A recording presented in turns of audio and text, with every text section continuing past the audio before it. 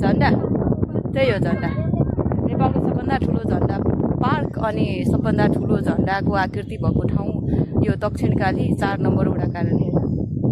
मा पर्छ पारिपट्टि देखिएको झन्डा त्यही हो यो चाहिँ दुई टावरबाट हेर्न सकिन्छ यति बेला अलिकति घाम ओह्रालो लागेको भएर त्यस्तो टल्किएको छैन अब हामी 10 मिनट जति बस्छौँ यहाँ अनि 10 मिनट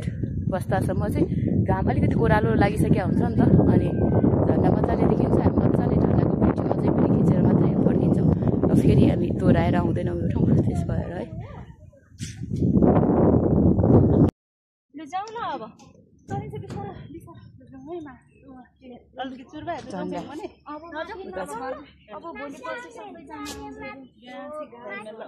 नेपाल